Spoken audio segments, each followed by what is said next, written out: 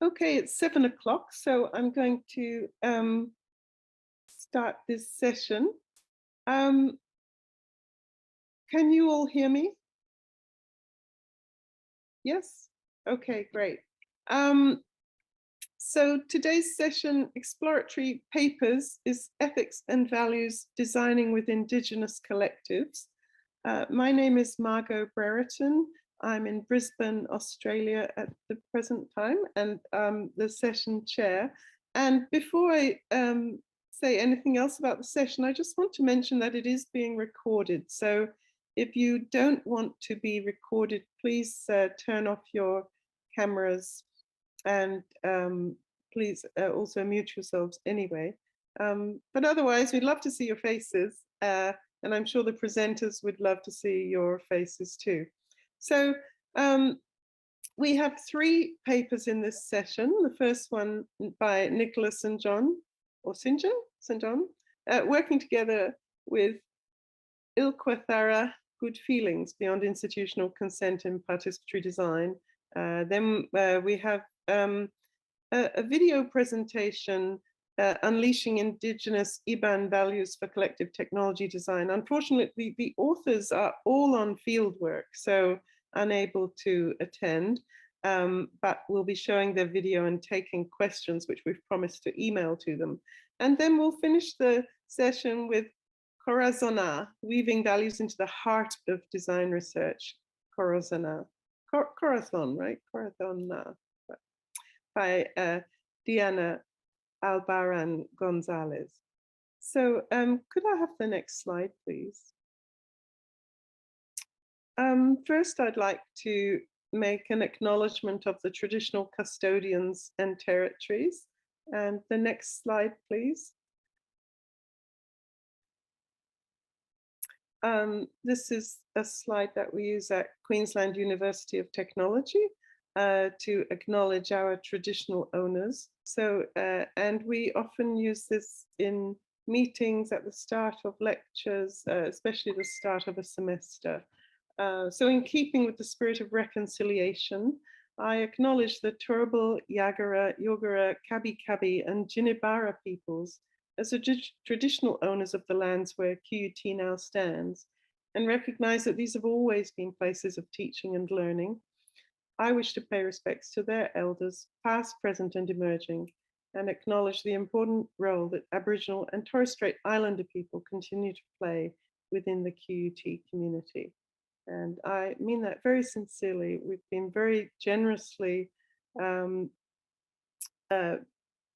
invited to work with different Indigenous peoples in Australia, and there's a very much wish to keep the spirit of reconciliation alive and to support Indigenous peoples fully. Thank you. Next slide, please. So I just want to reiterate the guidelines for being together at the conference. Please be kind, mindful of differences of any kind, and be patient with technical constraints and hiccups. Please listen deeply and participate with respect. I know some of our presenters are nervous. Most of us don't know each other, so please take care. Mute your microphone during sessions, avoid interrupting the presentation in progress by distracting others.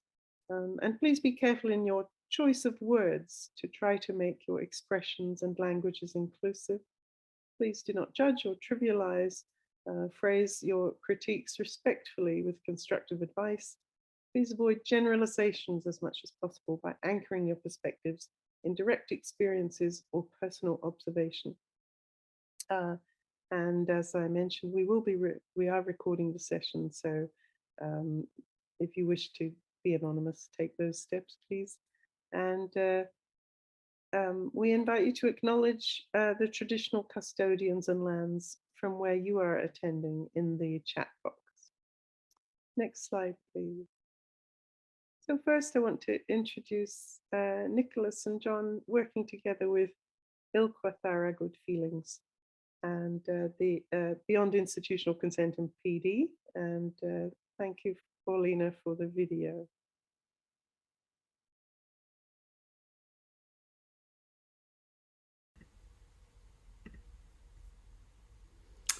Hello, my name is Nicola St John and I'm from RMIT University in Melbourne.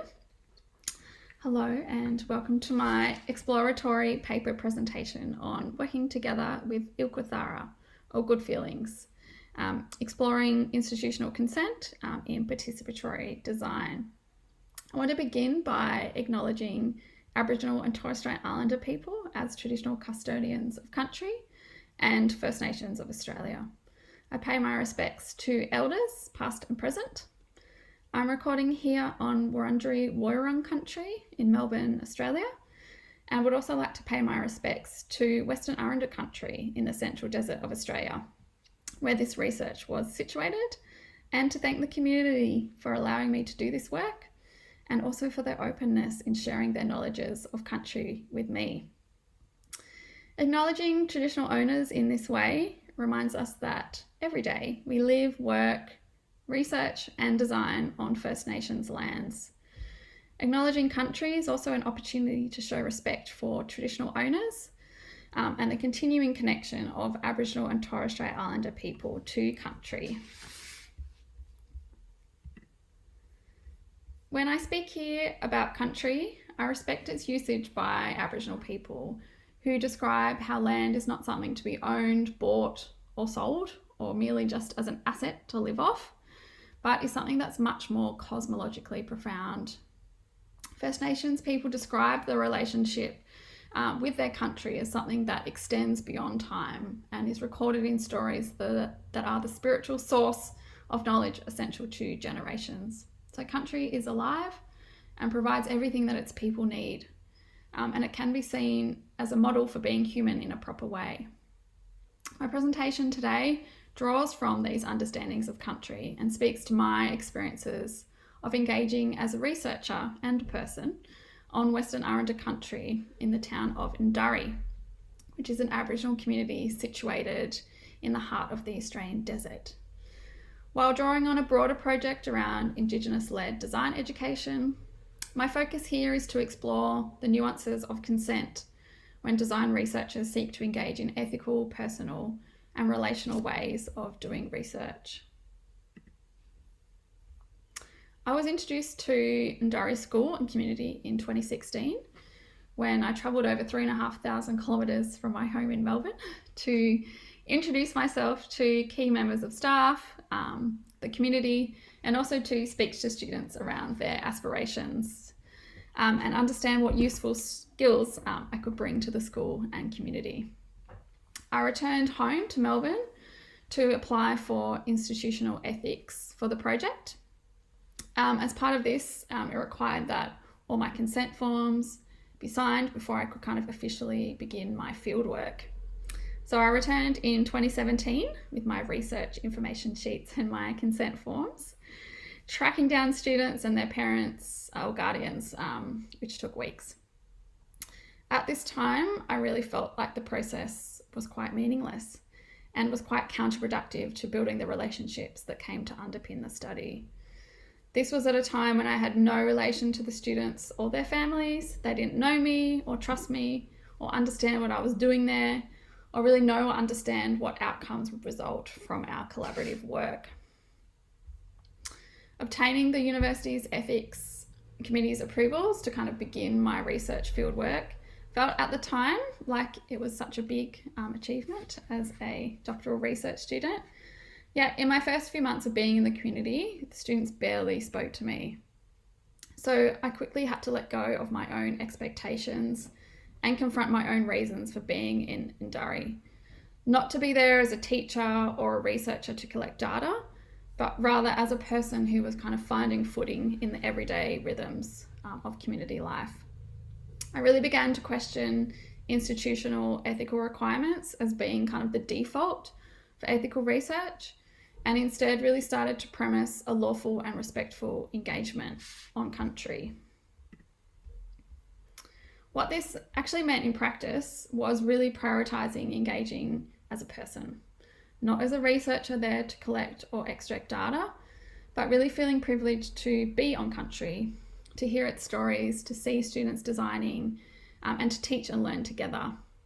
So this meant heading out on ventures to visit significant sites or to collect bush foods, or to go fishing, or throw the footy, or spend the afternoon doing our hair and our nails and taking selfies. It meant I also had to confront my own agenda and doctoral research deadlines to really respect cultural priorities, ceremony, and community events. So these experiences really catalysed an understanding that for Western Arrernte people, knowledge is shared through trusted relationships of care. Data isn't something that's available to collect, provided the right methods are employed.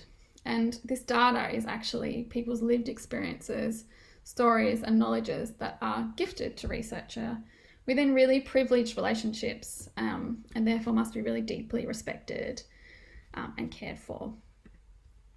So the Western Arrernte word ilkwatharra really came to symbolise how we did research in respectful and ethical ways together.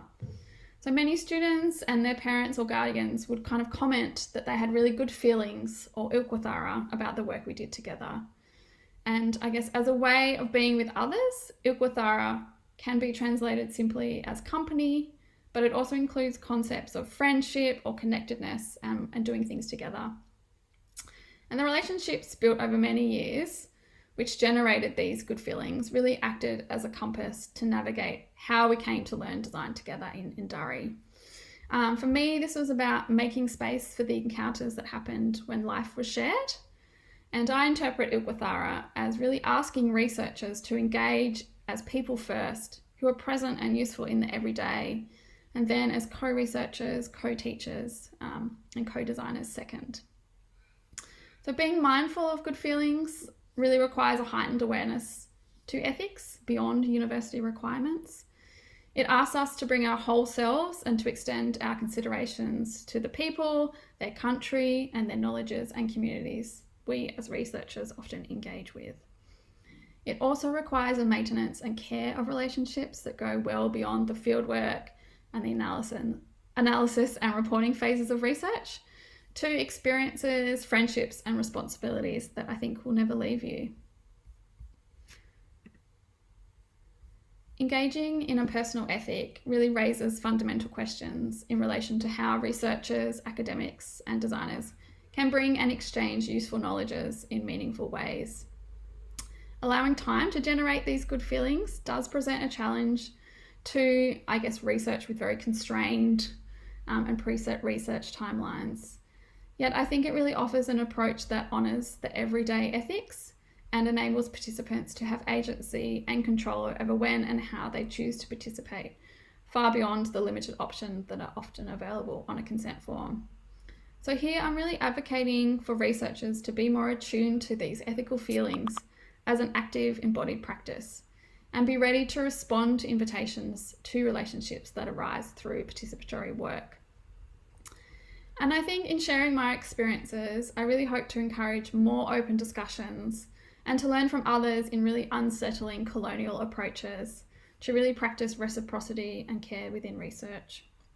I think institutions often tend to overlook these unforeseen issues that may arise once projects are underway, and there's often a lack of opportunity to really reflect on and be accountable to reciprocal, lawful, and respectful research practices. So I do welcome the opportunity to hear more nuanced accounts of ethical practice to really deepen our understandings of what meaningful engagement in participatory design and research can look like. All right, thank you.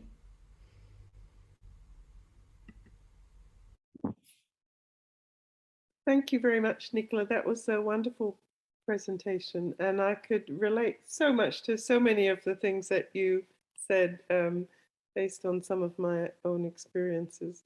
Does anyone have any questions of clarification or questions they want to ask now? We'll have a discussion at the end of the session, but is there anything anyone wanted to ask right now?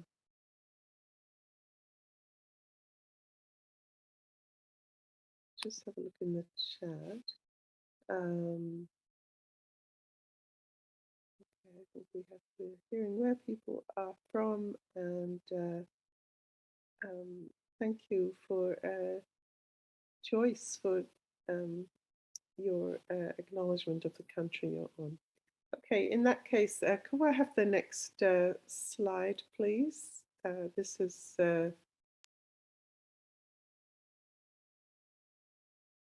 Andy writes, to really practice reciprocity and care in research. Definitely a quote to carry forward. I agree, Andy. Great. Okay, so we'll move on to our next presentation, Unleashing Indigenous Iban Values for Collective Technology to Design. And the authors are, put my glasses on so I can read them. Actually, Gary, Tariq, and Khairuddin. If I see it a bit like, oh, hang on. Yeah, Khairuddin of Hamid. Thank you. Could we play the video, please? This is a paper about, it's an exploratory paper entitled Unleashing Indigenous Iban Value for Collective Technology Design. It's actually written by me, Gary Law, Dr. Tariq Zaman, and also Professor Khairuddin. We are from Asset University of Technology, Sarawak. This is the outline of my presentation. We will go for acknowledgement, the background of this study as well, the project context where we apply this study, the research. We're looking for the research process. We are talking about design process, the design outcome, discussion and future work, conclusion, and also the reference. So as a starting of acknowledgement, I would like to use this time to express our acknowledgement for the support given from the Bawang Asan Iban Longhouse community. This is with a full of respect and also gratefulness for their values and their culture, which they share with us to make this research a success. Also, we want to also acknowledge here that the project or the research is basically funded by Association for Progressive Communication under the research grant number as written. So as a background to share with everyone about our paper here, the main point we are bringing this paper is because we are looking at value-sensitive design to co-design, a community-based co-design method to work out a community network. So basically, the background will be highlighting about digital divide.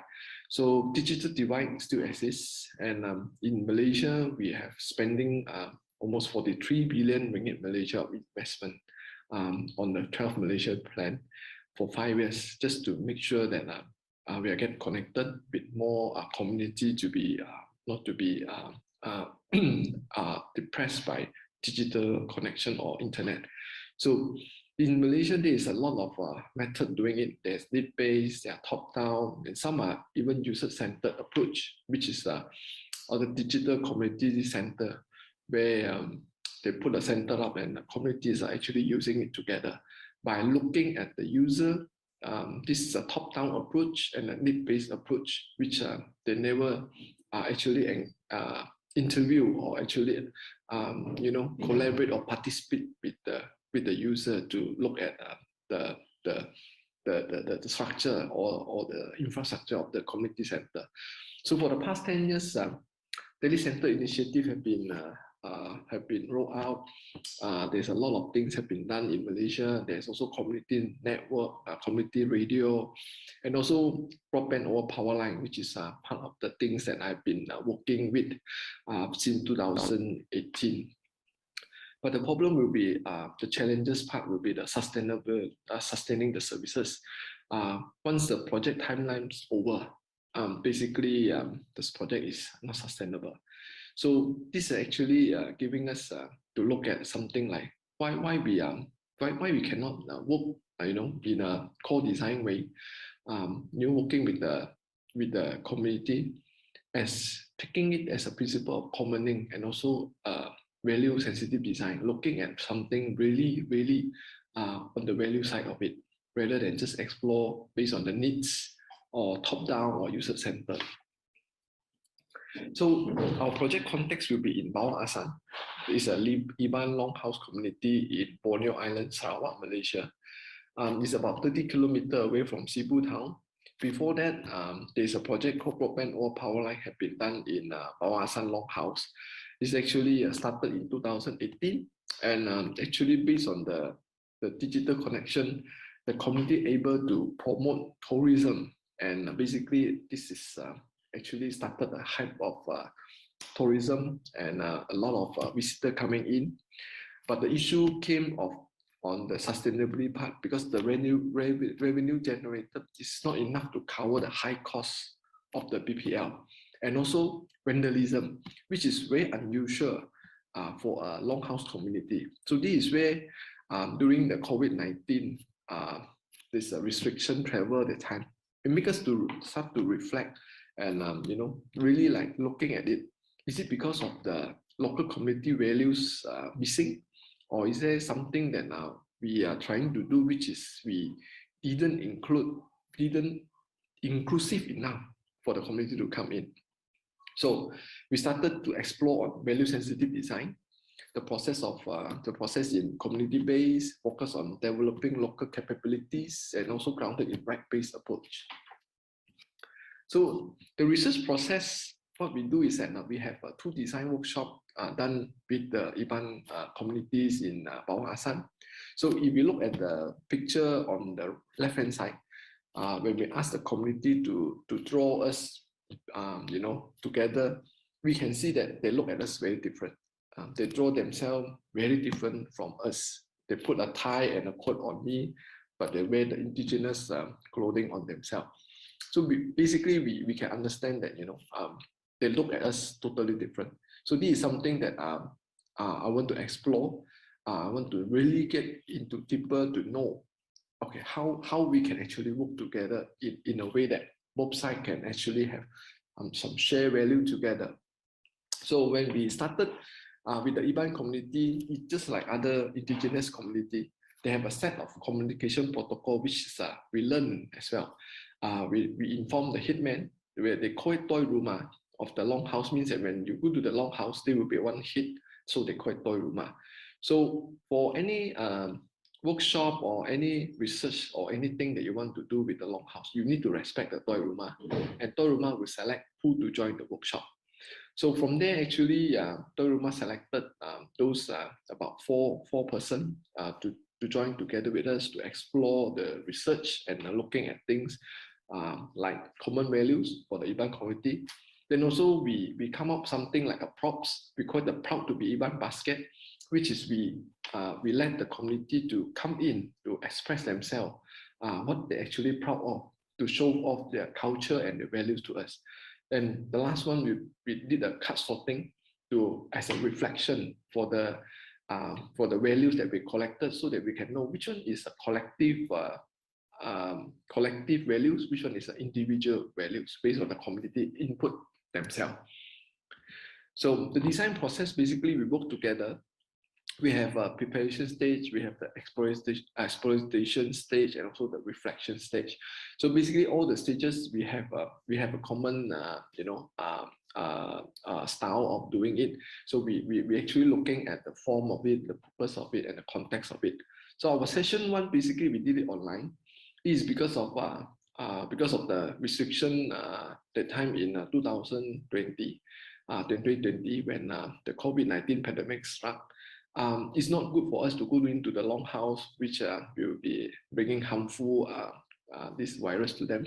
So we did it online using WhatsApp group. So basically we prepare the things, we let them understand what is the goal of the workshop, and also from there we engage them, like asking the community, why not show us some of the things that you're proud of, and they just call it Proud to be an Iban basket, which is something that we learn as well. We learn together, I get some feedback from them, which is really good. And from the second session, then when the restrictions start to be loosened, people start to be vaccinated, we do a group face-to-face to explore the common Iban values. So basically we do storytelling. We also do a lot of probing and explanation in a group so that we can explore further. We want to actually characterize the Iban value into the human value view. And also the narrative about the Proud to be Iban basket, which they share to me through the WhatsApp. And the last session is basically also face-to-face, where we want to do some value card sorting. This is where we collected all the values from them when doing the exploitation stage. We want to really look at it deeper, and we together learn together, and we together put up this reflection for card sorting. We put all the values into the card and we do it together. And actually, I basically lead by them. So we really feel like, you know, the community basically driven the whole process and leading us throughout the whole process, which is, I feel like we are really being participated. So the outcome, the design outcome is that we obtain 25 values. These are all the values that is stated in the PowerPoint now. And we found out that two very important values, which is they're holding it very tightly. This Berserako means is cooperation, and Tanggung Jawab means responsible. So basically, these two are very important for all the people living in the longhouse. Means that when you live in the longhouse, these are the two values that must you have. So this is something that we're looking at. Okay, when these two values are so important, we can actually use these two values to be as an approach for our community network research later on. And also when we look at the shield, it will give us an idea of our cultural semiotics importance. Like if you put a shield as an icon for a network or any software later we develop, then they will know that, okay, this is something for defense, rather than you put in an antivirus, which is very like, they don't understand what is the thing. But you pull up a shield, most likely they will be have some cultural semiotics of looking at it. So the discussion in the future, what we are looking at the Besarakup Corporation, we acknowledge that the community rights to collectively participate, because that's why when we started our project, it's always like we think that, you know, they will like it, but basically I think that the right way will be like we collectively participate. We let them from the early stage working together. So Berserako, this is what we're really looking at for our community networks. Then proud to be Iban Basket, we found that they're very less female representative. Representation is missing. So we're thinking like to future the work, the female representative is very important. Because for any development agenda, I think the female cannot be left out. And the female basically driving the sustainability and also the development of any project as well. Then also we're looking at the toy rumah as a powerful gatekeeper. We restrict innovation for the younger generation. This is something that we want to explore further as well. Is it when a powerful toy rumah will restrict certain things, or a powerful toy rumah actually will lead to a better responsible innovation? So collective participation, women involvement, and so power dynamic of the community, this research is still in progress, and we are going to do some in-depth analysis and reflection as part of our future research. So as a conclusion, that we argue that indigenous perspective on culture and history should inform technology design model. We believe indigenous community story, tradition, metaphor provide a moral belief structure. So this strong cultural structure ties help communities regulate their emotion, facilitate adaptation and innovation, account for shift in their collective history perspective. We also emphasize that community participation is critical from the start. Training should be conducted collaboratively with the community rather than individually. Findings will be expanded upon and supplemented by a repository of ongoing real-world field examples for establishing this community-based core design of community networks. These are all the reference, and thank you very much. Okay, thank you very much, Gary Lowe and team, for that presentation. Does anyone have any questions for Gary? Does he actually wear a jacket and tie? I was wondering. Someone's saying it's a very good caricature of Gary. Does anyone have any questions? Please, if you do, put them in the chat. Oh, and Ambrose has a raised hand. Ambrose, could we have your question, please?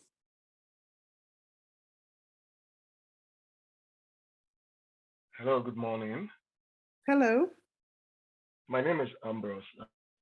I'm a research student at Northumbria University in Newcastle in the School of Design. My question to the presenter is, one of the major challenges with participation is, especially in local communities, there is sometimes bring on board who need to be educated, especially in rural areas where there are few educated people, lawyers, and the rest are normally brought on to represent in such participatory programs. My question is, how did the leader of the community ensure that the 4 people who were chosen to participate in the program were people who really had the program at heart and had primary interest in the program that was being researched on? Okay, thank you, Ambrose. I think that's a great question. How do you ensure that the people chosen to represent the community in the design process did you say have the community interests at heart? Yes, so not necessarily the community interest, but they were people who were really primary of the program was of primary interest to them. Okay, yeah, how do you make sure it's of primary interest to them? And indeed, I think also they did mention in the future work, there were issues of power dynamics in the community, gatekeeping, and that's something they're working on thinking about. Thank you very much for that question, Ambrose. They're not here to answer it, but we will certainly forward the question on to them. And I hope that they may even get back to you. Does anyone else have a question, please?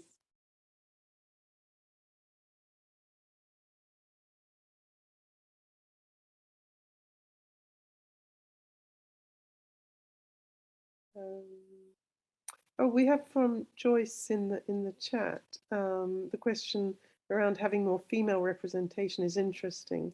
Was this an observation from the researchers, or did it emerge from discussions with the community? Yes, that's also a good question about. I think also in many communities, the question of who speaks and who doesn't is also very interesting. So something to unpack. Okay, if there are no more questions for this talk, well, just reading the chat too, Joyce says, acknowledging that the community and researchers have differing ideals of representation. So speaking to who has the power to speak. Yes, so and of course in different communities with different traditions, different ideals of representation. They did mention first starting with the headman and so on as a way of entering the community. All of these protocols are important. And yes, thank you, Diana. What responsibility might we have in opening that up as researchers? Oh, that was Yoko. Okay. I'm loving this. Right, let's move on to Diana's talk. And could we have the next video, please? Thank you, Paulina. Kia ora. Hola, Piali. I want to acknowledge the land of Ngāti Whātua Orake, Tainui, and Ngāti Pawa in Tamaki Makaurau, Auckland, in Aotearoa, New Zealand, where I'm standing. I also want to greet my ancestors, your ancestors, and Indigenous people from the lands you are standing at the moment. My exploratory paper is entitled Corazonar, Weaving Values into the Heart of Design Research. Research traditionally has been thought as something that is disconnected from emotion in order to achieve objectivity. And here design research from the global north echo these notions of design as science. However, in the global south, we have different ontoepistemologies where holistic sense making is important for research. Therefore, it requires the integration of body, mind, heart, and spirit in relationship to place and the context that we are.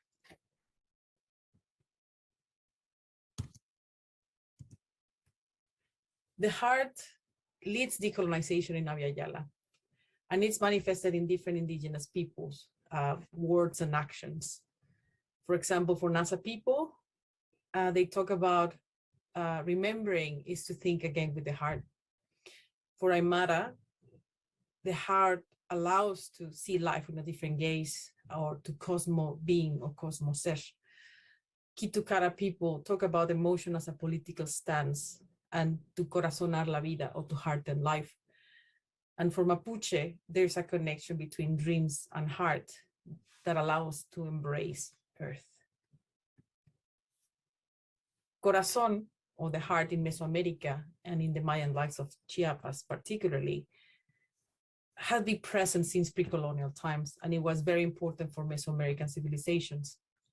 It's still very latent and strongly present with indigenous people in activism and in popular culture in Mexico. The corazón is a dynamic center for sentir saber, feel know, or sentir pensar, feel think. And in Mayan languages, it's rendered roughly as hearten the thought, or to think with the heart. Corazonar, in this case, I'm approaching corazonar and decomposing and playing with the language in English and Spanish, like corazón, heart, and ar in Spanish is like denotates action. Corazón, separate, with co functions for co-creation, collaboration, and colectividad. Therefore, the collective, and razón is to reason. At the same time, corazonada, it's attached to corazón as a hunch, intuition. So all of this, I'm defining corazonar as actions of collective reasoning with the heart. For this, nosotros, or the integration of I and us in a single heart, it's important. In Mayan languages, particularly following the teachings from López Intzin, he talks about nosotros as a back and forth between an inclusive and exclusive nosotros, to be in one heart. Co-reasoning, while undressing ourselves, like to really bring ourselves as researchers and opening the heart, showing our roots and our origins, but at the same time, we recognize the roots and the heart of each person. So here in the illustration, I can show like yo, I, and nosotros, os, as yosotros. And at the same time, we go through a simultaneous back and forth between collective and individual, or inside and distance and outside, to see things from a different gaze. This research, or this exploratory paper, shows the learnings from indigenous people, from women, and from culture and nature. I want to acknowledge the work from the PhD research in collaboration with the independent collective of Malacate Taller Experimental Textil from the highlands of Chiapas, and also my working here in Aotearoa, living in Aotearoa, New Zealand, all the experiences that I've have with my Maori and in the Pacific colleagues, and particularly the group of Maikiaro Nui. It's important to talk about the background and research of my research position, and why and how I reached to these points. I'm a Mexican in diaspora, and I was born and raised in the Mayan land of Chiapas. I am, based on the education system in Mexico, I am recognized as a mestiza, someone who's a mixed ancestry, and I'm seeking to reconnect with my Nahua and Purepecha roots, so what I'm calling native Latin America, just to acknowledge indigeneity in the Latin American identity. I'm a person of color and a migrant in a settled colonial country in Aotearoa, New Zealand, so therefore I'm Tangata Titiriti, or people of the treaty, Titiriti Waitangi, and Tangata Take, or native from my land. And my position is an outsider within border spaces with unequal power. So depending where I locate myself during the research, or in academia, or here, or in Mexico, that will change the different dimensions of the way I perceive and how much power, politics, privilege, and access I have. These are the guiding principles of values for collaboration from the heart, for Corazonar. In this case, culture is connected to context. So we need to be aware about our self-awareness and our own biases, not only from our own cultural background, but also from our disciplines. And we need to address, as I mentioned, the 3PA: power, politics, privilege, and access, because again, changing location, depending where we are, our ancestry from, where do we operate, where do we do get in contact with, or the field research, that will change that relationship. So we need to address that. Creativity is another important part, when not only within our work, but also in our lives. And we need to think about creativity as a right, especially when we collaborate with artisans or creative communities in different parts, because it is also linked to well-being. So creativity in a way also allow us to approach the research differently, especially design research. Cycles allow us to think as a process. And if we think about the pathway of the sun over the horizon, there are moments of darkness and moments of light. And here we can think about knowing and not knowing, and making peace with it, and knowing that it's a process, and it's dynamic and is in constant movement. Also connection, seeking to connect. We exist in relationship with everything around us, people, places, the land. We're not individual entities, even though in academia it can feel sometimes as a lonely space. So we need to connect ideas and people and the researcher and in the field, but connections that come from the heart. Community, we think about reciprocal support with community, from community, and reciprocity is not only what we get from the communities that we collaborate with, but also the things that we can give back beyond academic purposes. Also to think about that we are part of a family as a community, we are part of a cultural group, we're part of a discipline. And these are communities like this conference that we can interact and learn from each other and support each other. Care. We need to treat everything with care, but care of relationship, it's very important. Care of what we do, care of people, the people we interact with in different spaces, and care of place. And here, actions of care are not only from the visible or are visible, but also from the invisible. Courage, from the Latin core or heart. And we need courage to really decolonize academia, to overcome and transform and accept, but to also let go and choose our battles, because we need to decide what we keep, but what it's necessary to change. So to conclude with this, some heartful considerations. Corazonar is profoundly personal, and it intersects with social and collective struggles. It's not charity or not philanthropy. It doesn't, please don't use it as a performative allyship, but it's something that is really heartful. We need to be humble and vulnerable to really have heartful connections. We need to align our actions and words with the heart alongside our communities and also nature culture. It's not a magic formula or a recipe that you follow. And I acknowledge the limitation of the written words or even a presentation for something that is meant to be understood from the heart. Thank you very much.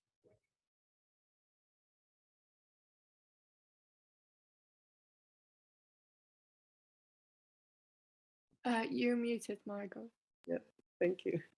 Thank you very much, Diana. That was a beautiful presentation from the heart. And I would like to take any questions now for Diana's presentation. Are there any questions of clarification? Oh, Anwar Ali, please. Would you unmute, please?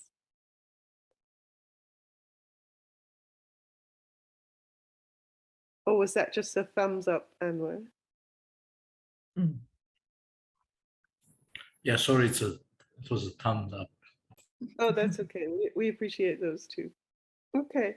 Thank you. Are there any questions for the panel here? We've had 3 very interesting talks about, first of all, issues of consent, institutional consent, and moving beyond that to a much more relational model of working with communities.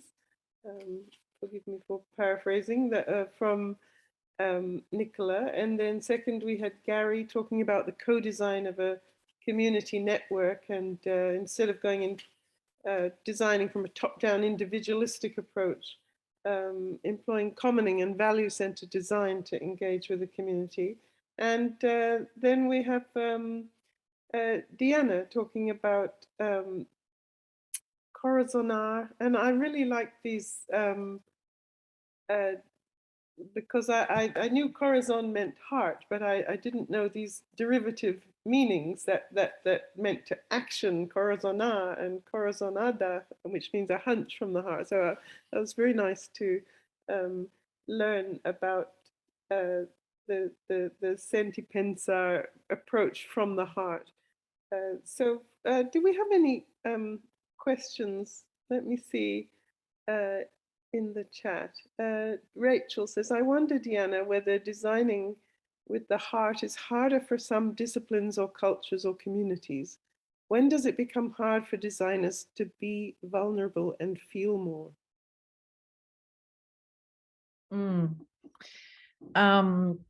Yeah, I think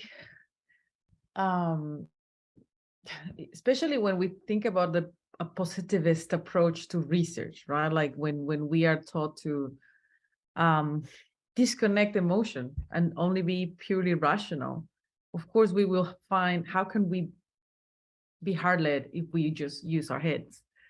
So of course, I think certain disciplines have this tendency more than others. And also there's cultural backgrounds, and in terms of what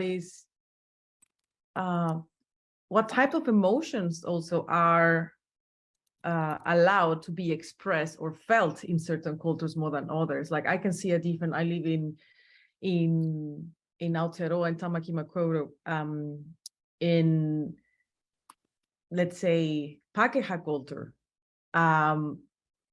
that it's more attached to maybe the UK.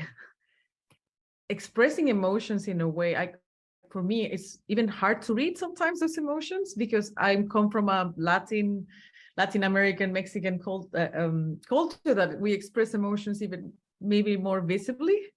So, and it's not that the emotion is not there, but maybe the interpretation of those emotions it's culturally coded. So that's something to acknowledge at the same time. Certain cultures are more comfortable to talking about those things, and others are not. So in my case, I really felt, and the teaching of Corazonar came from mis compañeras. So that's something that I learned, and I kind of theorized or made the connection based on my own cultural background too. So, and yes, I am reading the comments from Rachel. Yes, trauma definitely is something that could show that those expressions of emotions too. So it is, but for example, one of the communities that are part of this collective, their territories, their municipality, Magdalenas Aldamas, have been and is still under a lot of pressure and violence. This conflict of territory among communities there, and a lot of shooting. So mis compañeras now, this is now after my research, but currently, for example, they are expressing other ways to express those emotions that are not necessarily with the spoken word, like el body mapping or el mapeo corporal, no? Where do you feel the pain? So they start drawing about which part of their bodies they feel the pain, because even they couldn't dress with the traditional garments that identify them from that community because of the violence that they are suffering. So I think there's maybe find ways and mediums that they could express those feelings or emotions that are kind of stuck in a way, but at the same time I acknowledge that we are not therapists either, and it's a territory that is complex. So how do we do that carefully and in a way that is also we protect ourselves? Because the balance of showing vulnerability, but at the same time acknowledging our limitation. We are designers, not therapists, and the support that we will need to get from someone if we get into that territory. But yeah, that's my comment. I don't know if you want to add anything or. I think it's a great question around how researchers can be vulnerable in these research settings, but also how we speak about it within our work. And I think it's really tricky because it's not something that can be, measured or replicated. It's a very personal feeling that we have. And I think it's important to speak about this work so others, I think, can feel perhaps more kind of open to vulnerability in their own research context. But I think it's really just about kind of engaging as your whole self within these contexts, particularly when you're working with others and you're wanting to build up those relationships of trust and care and reciprocity. And I think it kind of demands that of you to kind of go in there with your heart and your whole self into these contexts and to make these meaningful connections with participants. Yeah, I wanted to reflect, Nicola, on your presentation. I wondered how the community reacted to the forms and what was their response? Did you find a similar thing? Yeah, it was quite a similar thing. So I guess had some pre-existing relationships with some members of community who kind of assisted me to make the kind of initial connections. And then I was kind of, housed in the school. So I guess these consent forms were kind of facilitated by school staff. So it was kind of framed in this way of this new teacher is coming in to, work with you around design education. We don't know what it's going to be or what it's going to look like yet, but here's a form and basically just stick it under your nose. And most parents or guardians didn't really read it or understand what it was, but they were like, here's another form that some white person is asking me to sign. So I feel like I just have to sign it. I felt like it was absolutely kind of meaningless, especially at that time. And it didn't kind of gender any sense of trust of kind of who I was and what my role was going to be. And at that time, we had really no idea of what the research outcomes would be or what we would be doing together. So it was a process of kind of trying to explain this ambiguous project, but kind of giving permission to, have your photograph taken or participate in these workshops. And I think it was just a really confronting time that what I thought was, the default of ethical research that the university had signed off. When I kind of was in the field, in practice, in the community, it was a really, transformative moment when I realized I really had to kind of change the way that I was doing research, that it required a lot more of me and a lot more in terms of ensuring there was actual meaningful consent for the research project. If I can add similar experience, like I had the whole ethics form, the participatory information sheet in English and Spanish. And I was told, like, you have to read it and you have to do this and that. And when I was there in the first meetings and I started to read, they just stopped me. And it's like, you are here, just talk to us. It's like, what's the point of this, protocols? And at the end, I think, yes, it was signed, but I think it was, ethics, the university ethics wouldn't like this, but it was signed at the end, the last day, I think. And it was just like a kind of a pure formality because, okay, you need that. They understood that I needed that for the university, but they didn't care because the development, the trust was developed through that period of time. And then at the end, it's like, yes, we will sign it because we know you, but all the protocols of like, let's read this, let's do this. It's like, you're here, like, just talk to us, like, let's meet each other. And that trust needs to be developed first and then let's see what happens. Yeah, and I think also expanded ways of what consent is and how to obtain it would be great as well. And I know there's lots of different approaches to consent, particularly within First Nations community, whether it's written consent or oral consent or translating things into different languages. But it would be nice to have other, I guess, options as well that are recognised in the same way by these institutional ethics committees. Yeah, we were even discussing like if recording a video of saying, yes, I accept to be part of this will be equivalent or good enough. But at the end, they said, we would just sign it. It's easier. But well, we were exploring that if they don't feel comfortable signing a paper, because in the context that I come from, in that context also, like it's a risky thing. Yeah, I also found that we ended up being audited for the project that we had done by an external ethics group. And in the end, they just had loads of questions to ask us, like, we don't know what we should be doing here either. That was really the response from the external ethics board, and they felt that we had tried to do a very good practice, and it so I think there's a lot of work and thinking to be done in this space, and some interesting questions too. Is consent for participating in design research harder than for engaging in something that is already much more structured?